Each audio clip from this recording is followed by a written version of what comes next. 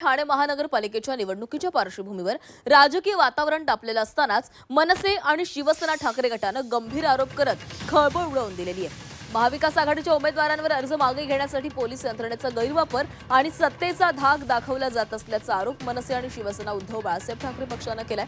उपमुख्यमंत्री एकनाथ शिंदे यांच्या ठाण्यातील निवासस्थानी मवियाच्या उमेदवाराला एका पोलीस अधिकाऱ्यामार्फत नेण्यात आल्याचा व्हिडिओ अविनाश जाधव यांनी शेअर केलेला आहे।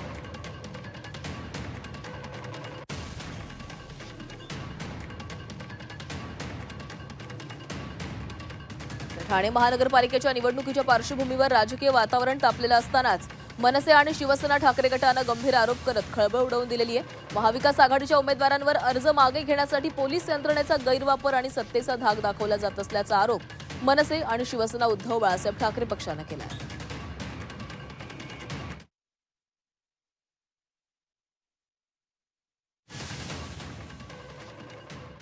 आम्ही प्रूफ देतोय।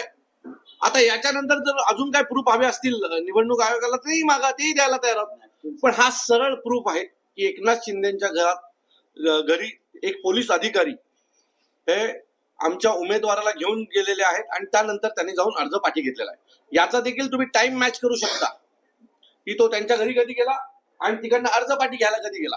सो या सगळ्या गोष्टी पाहता ही संपूर्ण निवडणूक ही मला असं वाटतं पैशानी आणि पोलीस यंत्रणेच्या दबावाखाली लढली जाते। तर अविनाश जाधव यांनी धक्कादायक दावा केलेला आहे। सोबतच त्यांनी एक व्हिडिओ देखील शेअर केलेला आहे। तर ज्या उमेदवाराचे व्हिडिओ अविनाश जाधव यांनी शेअर केलेला आहे त्या उमेदवारांना माघार घेतलेली आहे। त्यानंतर त्याने काय प्रतिक्रिया दिली ऐकूया।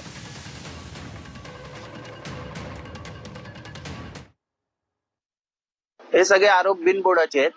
मी शिंदे साहेबांना भेटल्यानंतर जरी अर्ज मागे घेतला असेल तरी माझं डिसिजन पहिलंच झालं होतं, कारण माझ्यावर कुणाचाही दबाव नव्हता किंवा काही नाही। माझ्या कार्यकर्त्यांच्या म्हणण्यानुसार मी माझा अर्ज मागे घेतलेला आहे आणि शिंदे साहेबांच्या उमेदवाराला मी पाठिंबा जाहीर केलेला आहे।